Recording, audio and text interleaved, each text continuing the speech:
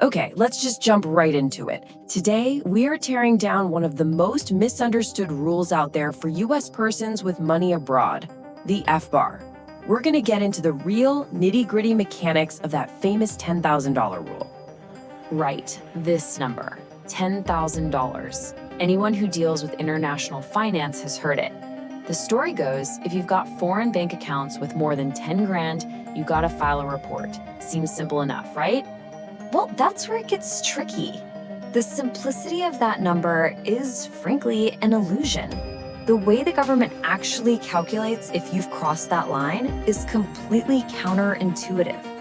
It's a massive trap that a lot of people fall right into. So let's start by just pulling back the curtain on this whole thing. We're gonna expose exactly why that $10,000 figure isn't what you think it is.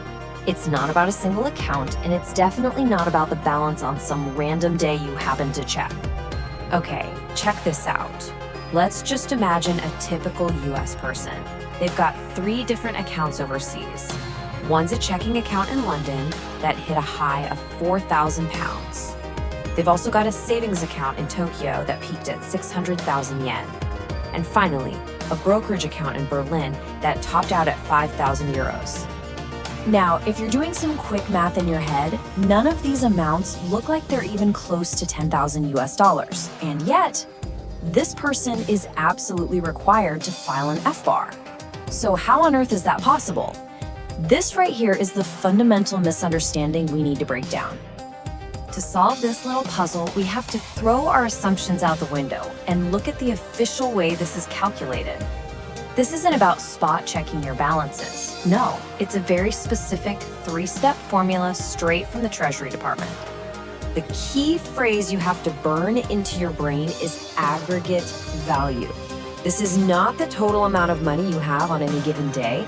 It's the sum of the maximum value, the highest point each of your accounts reached at any time during the year after they've been converted to US dollars using a very, very specific method.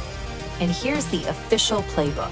Step 1, for every single account, find its highest balance for the year in its own currency, pounds, yen, euros, whatever. Step 2, and listen up because this is the part that trips everyone up, you take that peak value and convert it to US dollars, but you must use the exchange rate from December 31st, the last day of the year. Finally, step 3, you add all those converted dollar amounts together. If that grand total is over 10,000, you have to file. And look, don't just take my word for it. This is the exact language from FinCEN, the Financial Crimes Enforcement Network. They're the ones who make the rules. It says right there, you have to use the Treasury's rate for the last day of the calendar year. That's not a suggestion. It's not a best practice. It is the rule. And this one little detail is the source of almost all the confusion. Okay, so now that we get the core math, let's dig into some of the other major pitfalls. Because knowing the formula is one thing, but there are a few other non-obvious details that can easily trigger that filing requirement without you even realizing it. This first one is just wild, the timing mismatch. Let's say your account hit its peak value way back in March, when the exchange rate was pretty favorable. Well, too bad. You are forced to use the rate from December 31st. If the dollar weakened by the end of the year, that peak value for March, when converted, could suddenly look a lot bigger, maybe even pushing your total over the $10,000 line. Oh, and this one catches so many people out, joint accounts. You'd think, okay, it's a joint account with my spouse, I'll just report my 50% share. Makes sense, right? Nope, completely wrong.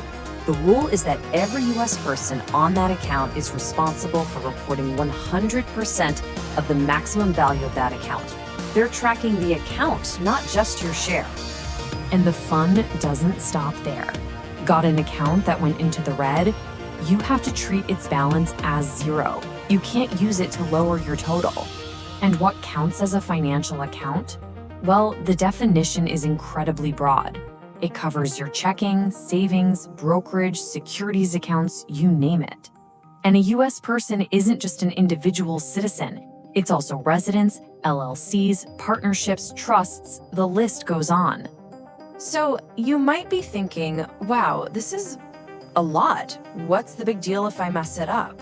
Well, let's talk about that. Let's get into the real world consequences, because the stakes here are incredibly high.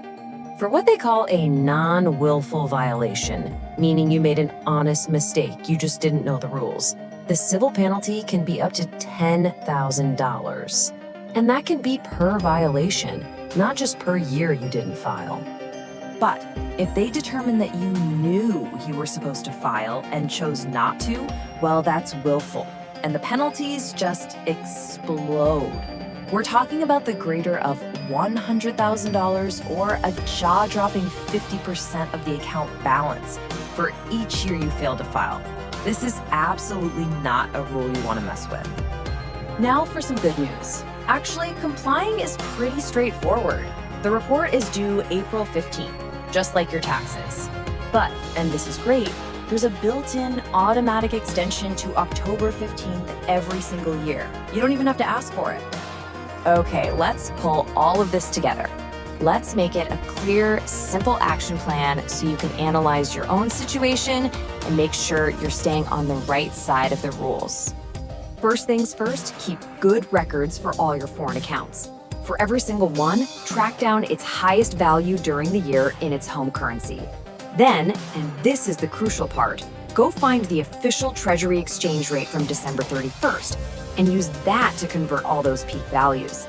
Add them all up, and don't forget to report the full 100% of any joint accounts. You know, the final takeaway here is simple. There's no penalty for filing when you didn't have to, but the penalties for not filing are severe. So if you're even close, just file. And that really brings us to the final thought here. Now that you've seen all the hidden layers behind this one seemingly simple FBAR rule, it really makes you wonder, right?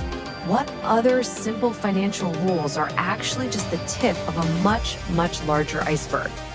It's a huge reminder that when it comes to compliance, you really have to understand the mechanics deep below the surface.